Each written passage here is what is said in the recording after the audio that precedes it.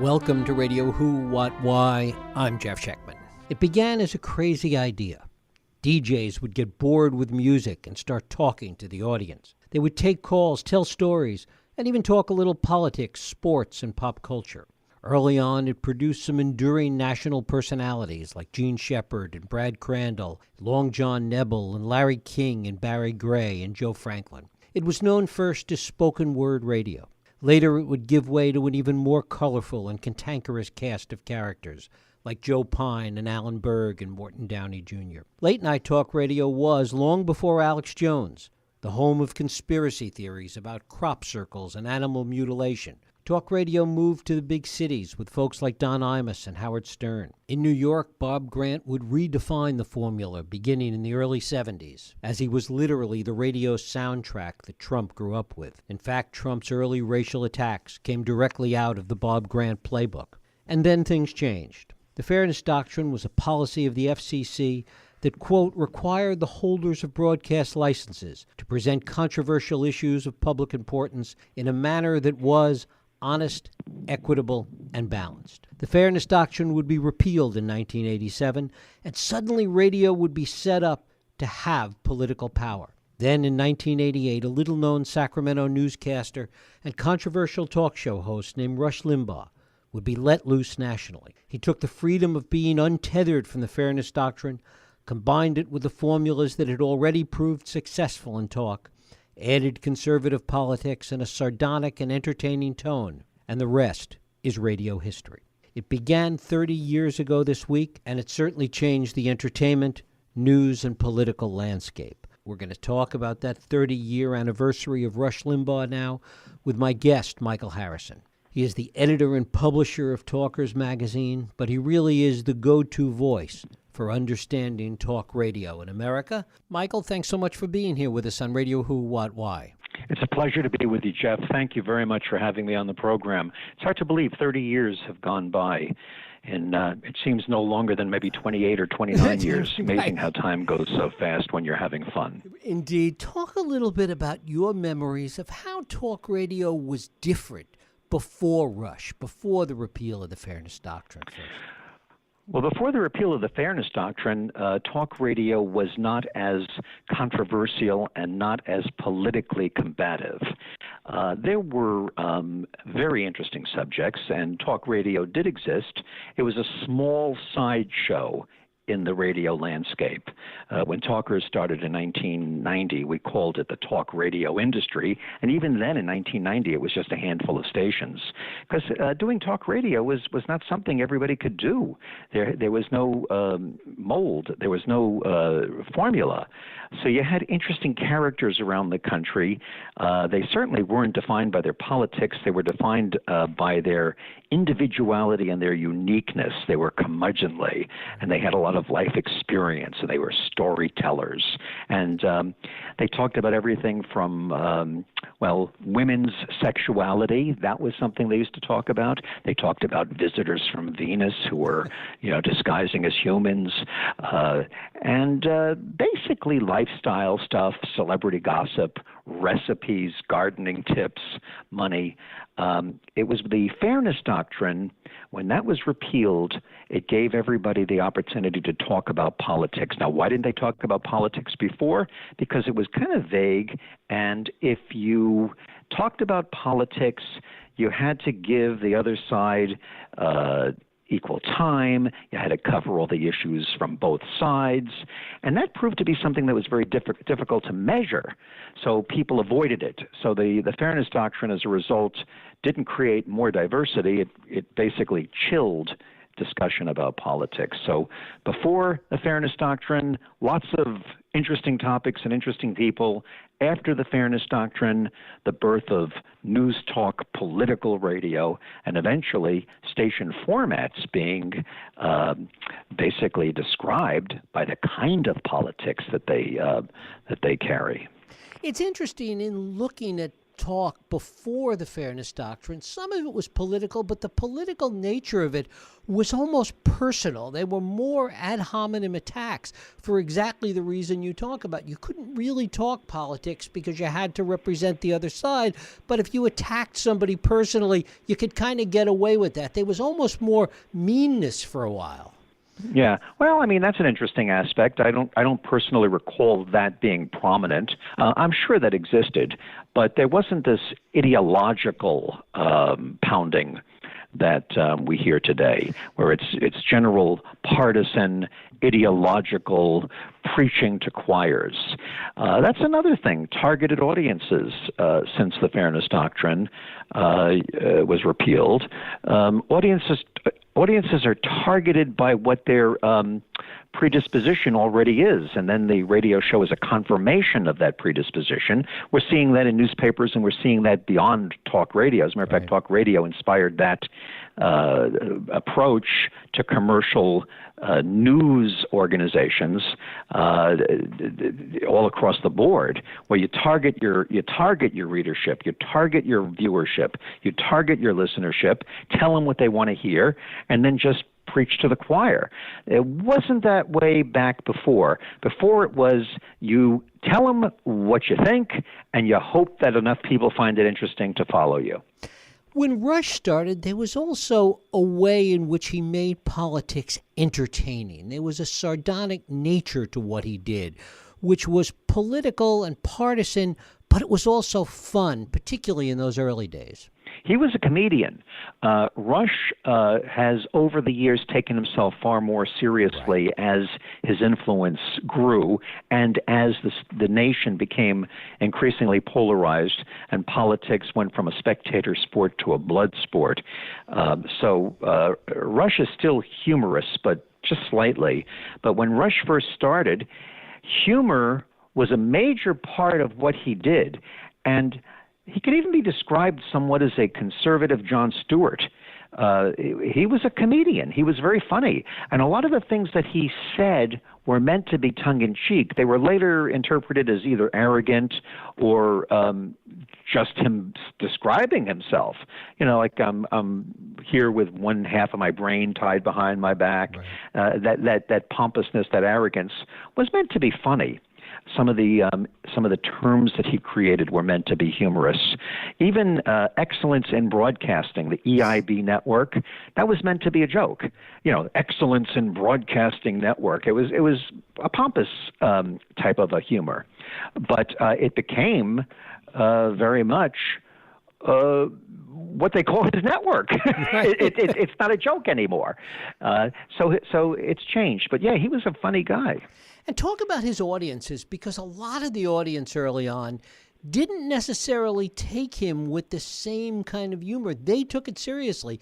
They took the politics and what he might have meant as tongue-in-cheek or sardonic, they took it as the real thing. Yeah, they did. And that happens. You can never assume that people understand nuance in emails or on radio. Some people take things very seriously, and things today, my gosh, things are taken out of context. People make jokes, and they're taken out of context because, see, what's happening now, Jeff, is that people, news organizations, radio stations, political parties, candidates seek victory at the expense of truth. So people will take anything they can out of context, or if it was meant differently, or it was a nuanced thing, or it was a joke, and they will do everything they possibly can to make it look like it's real. But you're right, a lot of people took it seriously, and I think Rush was probably surprised to a certain extent at the power of his words and the following that he created, and the influence that he began to wield, not just as an attraction on entertainment radio, but as a newsmaker himself. What is your sense, and what do you remember about how seriously politicians took him in the late 80s? In the late 80s, politicians, in the late 80s through the 90s, politicians took talk radio very seriously. And talk show hosts on small stations were getting major interviews with big politicians. Presidents of the United States were showing up on shows, candidates for president. It really was very, very exciting in the early 90s, through the 90s. Talk radio had a big buzz about it. Talk radio has been usurped to a large degree now by cable news talk television, which now has the big buzz. It's much harder now for talk show hosts to get the kind of traction, the kind of attention, and the kind of buzz and political support that they got back in those days. And also a case could be made before it really became the stationality, the branding of stations based upon ideology and partisanship, when it was more populist. The Republican Party tended to support talk radio and pay attention to the talk show hosts much more so than the Democrats did. And that's one of the reasons that led to talk radio in the commercial band being increasingly conservative. There's a lot of things that led to that, but one of them was that the Republicans got a jump on it, and the Democrats did not. It's interesting, too, that you talk about the difference with television today. Even still to this day, even Rush, who some people claim is less relevant today, still has huge numbers and huge numbers of listeners compared to, for example, Fox News. Rush is very relevant, and it's just that Rush has been around for 30 years, so he's not the new kid in town, and he's not the rising star. But Rush is extremely relevant, and it is interesting that television has this psychological advantage over radio. That I call it screenus envy. Everybody in radio thinks television is bigger, but in some cases there are far larger radio audiences than some of these cable shows have on television. And that's something that's always astonished me, that the power of television goes beyond just the numbers. It's television. Ooh, big deal. And yeah, you're right. It's not quite the way it seems in many cases. Gore Vidal once said in an interview that the two things you should never turn down is sex and going on television. Well, I could certainly understand why he might think that. One of the other things that Rush did is he really created an industry. He spawned so many imitators, so many people that really, and a lot of them that took hold in the talk radio business. Yeah, if talk radio were rock and roll, he would have been Elvis Presley. If talk radio were golf, he would have been Tiger Woods. The trends go where the talent lies. And there's no question that the popularity and the sheer magnitude of his personality became a magnet for AM radio. AM radio was having a terrible time competing against FM when it came to music. And Rush Limbaugh and talk radio came along at the perfect time to fit the need of AM radio stations. And the older demographic, the baby boomers, grew up with AM radio. The generations that followed them didn't. So there were a lot of reasons why talk radio blossomed on the AM dial. And it's unfair when you hear the statement that Rush Limbaugh single-handedly saved the AM dial and single-handedly set the tone for talk radio. That's not totally fair, just as it would be unfair to say that, Elvis Presley was completely responsible for rock and roll, or the Beatles were totally responsible for the 1960 peace movement and psychedelic movement. There were major components of it, and Rush was the biggest player. But a lot of things happened simultaneously with Rush Limbaugh that set the stage for him as well. And a lot of people filled out the gap and turned it into an industry and turned it into a scene and turned it into a genre of radio that not only saved the AM dial, a case could be made, it saved radio. Because while Rush Limbaugh and all of his imitators and all of these great talk show hosts of the 90s were rising to prominence and becoming household names, FM radio was giving up the franchise on personality. was telling disc jockeys to shut up and play the records, to read, liners, and basically forego personality. And as a result, we see the results of that today. Music radio plays a very minor role in the music culture and in popular culture, whereas talk radio, although people are always proclaiming that it's dead, talk radio is where the radio stars are. Household names. It's not just Rush. You got Sean Hannity, you have Michael Savage, you have Dave Ramsey, you have even Alex Jones created a radio-style format on his online, and he's on radio to become a big name. You have all the people at Salem Broadcasting. You have Mike Gallagher. The personalities, Dr. Laura Schlesinger. I could go on and on. The biggest stars in radio are talk show hosts. Name a big disc jockey. Ryan Seacrest. With all respect to him, it's a basically canned Hollywood type product. It doesn't play a role in the culture. What is your sense of how much Rush really created the business? If he hadn't existed, what would have happened with talk radio even after the repeal of the Fairness Doctrine? It would have happened anyway. It just would have happened without Rush Limbaugh. These are questions that are what ifs, and if you're into quantum physics, there are parallel universes where there isn't a Rush Limbaugh. So it's what would have happened to baseball if there were no Babe Ruth? What would have happened had Kennedy not been shot?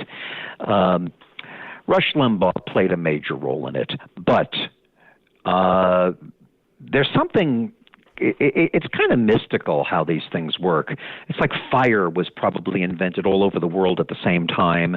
The wheel was probably invented all over the world at the same time.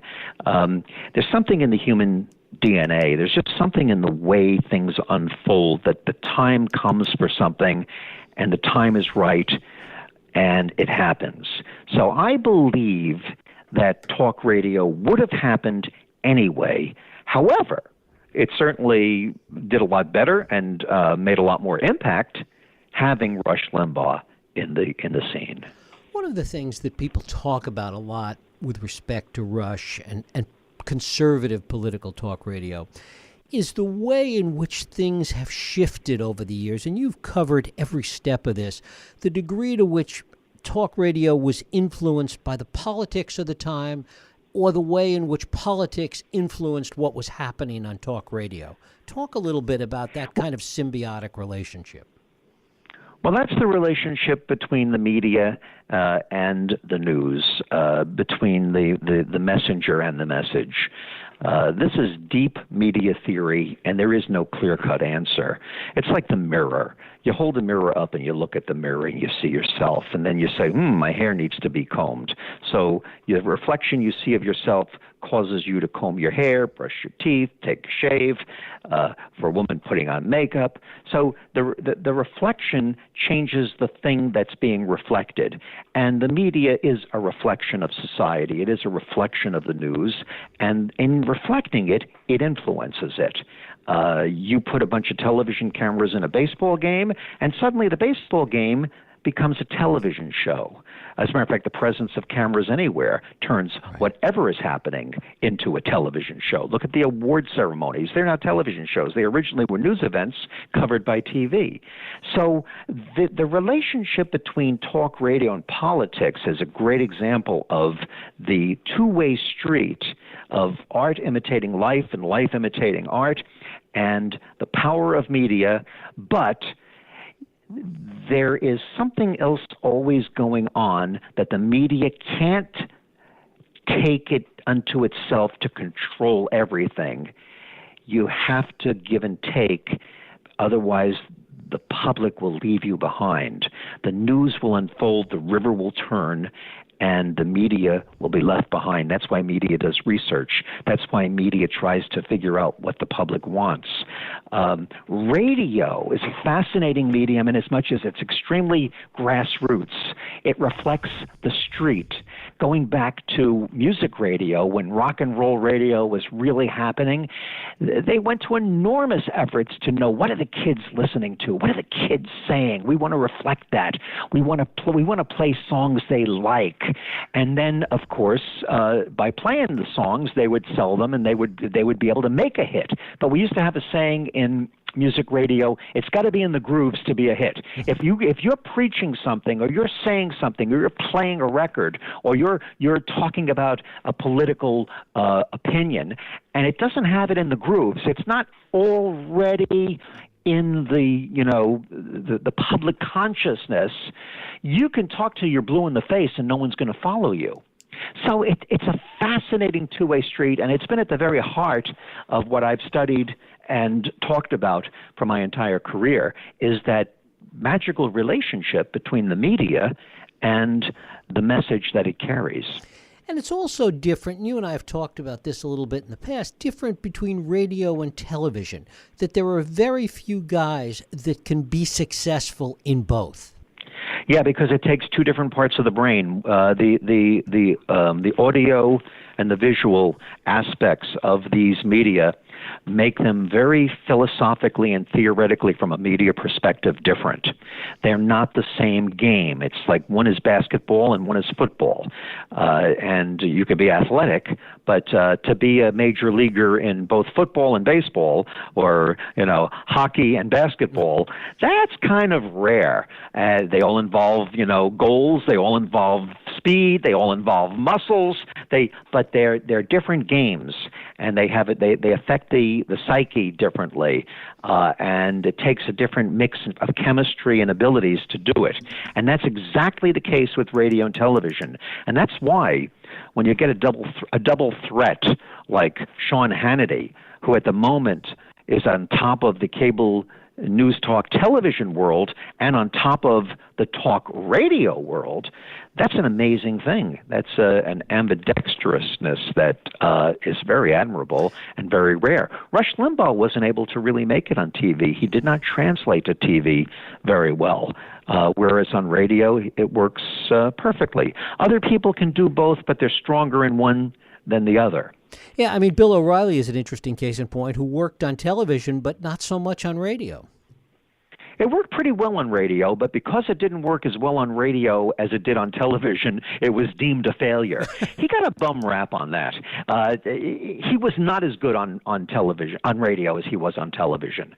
And again, there's a visual aspect to TV. You see who's talking to you. You can look into their eyes. You could see what color their tie is. You could see whether the woman is good looking or not. There's so many, there's a charisma, an X factor. But in O'Reilly's case, I don't think he put the kind of work into his radio show that he put into the TV show. I think he thought it would be a lot easier. And the show was fairly successful. It just he wasn't number one. He was far from number one, and I think that didn't play well with his ego, and he fell short of expectations. But he wasn't a failure. He quit and he stopped on his own. He could have continued. He was doing well enough to continue. Given how successful Hannity has been at doing both, as you've talked about, is that going to be the new paradigm? Will that have an effect on talk radio going forward, that people will have to be good at both? I think so. I think that the screen, which is located on every communications device we have today, begs to be used. And audio media, music and talk radio, has a very, very special place in my heart and a very, very important place in human society. I hope it doesn't get trampled into the dust with this multi-platform convergence that's going on with visual, because it would be a shame, because as I mentioned earlier, they're two different games. And there's something very, very powerful about audio media for listening to music, for listening to the radio. When MTV came on and they started to make music videos, a case could be made that was the beginning of the end of really great music. And the reason for that was the record companies would never sign any musicians that weren't good looking. If you were ugly, you couldn't get a record contract once MTV came on. And let's face it, a lot of the greatest musicians that have ever lived were not that good looking. It's like suddenly you had to be attractive. And it's the same thing with television. Some great speakers, some great storytellers, some great thinkers will be eliminated if they don't translate to the fact that there's a screen component, and more radio stations are putting cameras into their control rooms. And remember what I said about the camera? You put a camera into something, it becomes a TV show. And when you think about the fabulous production that Hollywood can do, a lot of these people have gone from making great radio to making cheesy television. And this is a very peculiar and interesting juncture, and I'm concerned about it because I don't want to see music for its own sake and talk for its own sake basically left behind because of people's obsession with video. It also is a reflection, I think, of a broader trend that starts at the top in terms of politics, starts in the White House in this case. So much of talk radio has been a reflection of who was in the White House. When we talk about those earlier Limbaugh years, the early 90s and into the mid-90s, it was so much a reaction to the Clinton years. And as we're seeing, Hannity's success now, it is so much in sync with and a reaction to Trump and his fascination with television. Yeah, there's no question. The President of the United States is one of the major pillars upon which modern talk radio and cable news talk television, which I consider to be two aspects of talk media, they're built upon that. And Trump especially. Trump's the most talked about person of our lifetime. We've been studying this very carefully, and more people talk about Donald Trump in the last 2 years than any 2-year period people have talked about anyone. Maybe O.J. Simpson had it for a while in the 90s. Certainly Clinton was talked about a lot on talk radio, but we're talking about every format, gardening shows, local shows, everywhere. It's very hard to do a show without talking about Donald J. Trump, whether you love him or you hate him. This guy is addictive when it comes to copy and content. And just forget the politics of it and forget about how wonderful he is or despicable he is. He certainly is gigantic when it comes to his hold over the attention of a society that basically suffers from attention deficit disorder.